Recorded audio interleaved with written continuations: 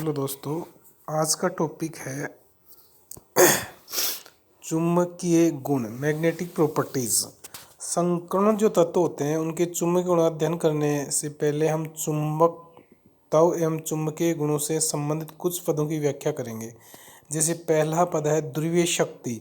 एक इकाई ध्रुव उसे कहा जाता है जो वायु अथवा निर्वात में रखने पर दूसरे कोई इकाई शक्ति वाले ध्रुव को एक डाइन बल से प्रतिष्ठित करे अर्थात आकर्षित करे।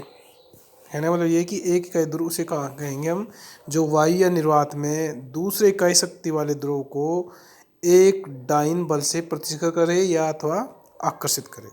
दूसरा पद है चुंबकीय आघूर्ण, मैग्नेटिक मूवमेंट। किसी क्षण चुंबक का चुंबकीय आघूर्ण उसके दोनों सिरों की ध्रुव शक्ति वह उनके मध्य की दूरी का गुणनफल होता है अर्थात चुंबकीय आघूर्ण is equal to M into L. M ध्रुवीय शक्ति है, एल दो ध्रुवों के बीच की दूरी है। तीसरा पॉइंट है चुंबकत्व की तीव्रता। चुंबकत्व की तीव्रता आई से निर्धारित करते हैं। आई से इसको लिखते हैं प्रति इकाई क्षेत्रफल में प्रेरित द्विध्रुव शक्ति है। अतः यदि किसी चुंबकीय पदार्थ की ध्रुव शक्ति m हो, दोनों ध्रुवों के मध्य की दूरी l हो, वह ध्रुव का क्षेत्रफल a हो तो I is equal to M upon A is equal to M upon L into L is equal to M into L बटा वी। चुंबकीय आघूर्ण बटा आयतन होगा। फिर चौथा पॉइंट है गोइज का नियम तथा कुल चुंबकीय प्रेरण। किसी भी चुंबकीय क्षेत्र की एक इकाई तीव्रता होती है यदि एक इकाई क्षेत्रफल में से एक इकाई बल गुजरता हो। यदि किसी पदार्थ को एच गोइज की शक्ति वाले चुंबकीय क्षेत्र में रखा जाए तो उस पदार्थ में चुंबकीय फ्लक्स, मैग्नेटिक फ्लक्स जो होता है पदार्थ के इकाई क्षेत्रफल में से गुजरने वाली बल रेखाओं की कुल संख्या को कहा जाता है, यानी B is equal to H plus 4πL। फिर है पांचवा चुंबकीय पारगम्यता। किसी पदार्थ के इकाई क्षेत्र में चुंबकीय बल रेखाओं की कुल संख्या B और निर्वात में चुंबकीय क्षेत्र की बल रेखाओं की संख्या H के अनुपात यानी B अनुपात H को उस पदार्थ की चुंबकीय पारगम्यता P कहते हैं। P is equal to B upon H। छठा पॉइंट है चुंबकीय प्रवृत्ति।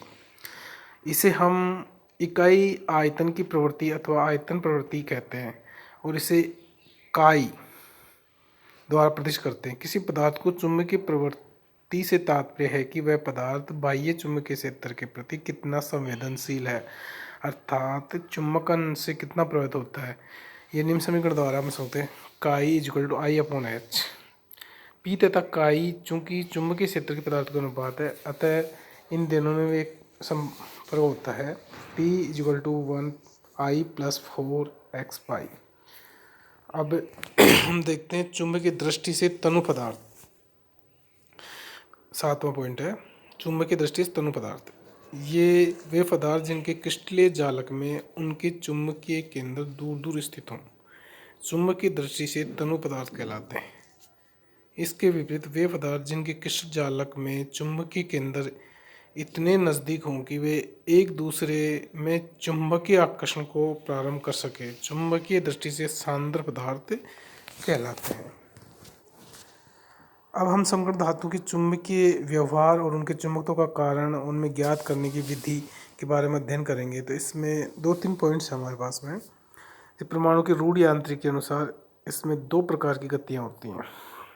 पहली है कक्षीय गति, ऑर्बिटल मोशन। प्रत्येक इलेक्ट्रॉन नाभिक के चारों ओर उपस्थित कक्षों में वर्ताकार गति करते हैं अतः उनकी तुलना एक वर्ताकार तार में बहती हुई विद्युत धारा से की जा सकती है जिसके परिणाम से उस क्षेत्र में एक चुंबकीय आघूर्ण उत्पन्न होता है। इस प्रकार के उत्पन्न चुंबकीय आघूर्ण को हम कक्षीय चुंबकीय आघूर्ण अथवा कक्षीय आघूर्ण कहते हैं। दूसरा है चक्रण गति या स्पिन मोशन।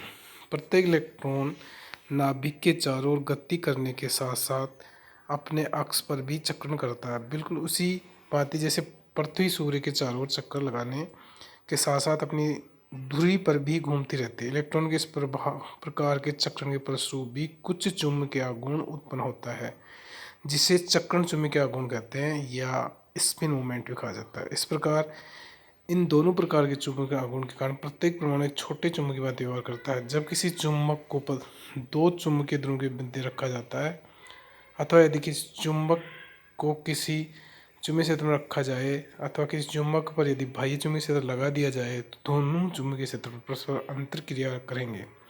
चुंबकीय पदार्थ के परमाणु छोटे चुंबक की भांति व्यवहार करते हैं। अतः यदि किसी पदार्थ पर बाह्य चुंबकीय क्षेत्र लगा दिया जाए तो पदार्थ उनके कक्षीय आघूर्ण एवं चक्रण आघूर्ण के कारण उस चुंबकीय क्षेत्र के साथ अंतःक्रिया करेगा।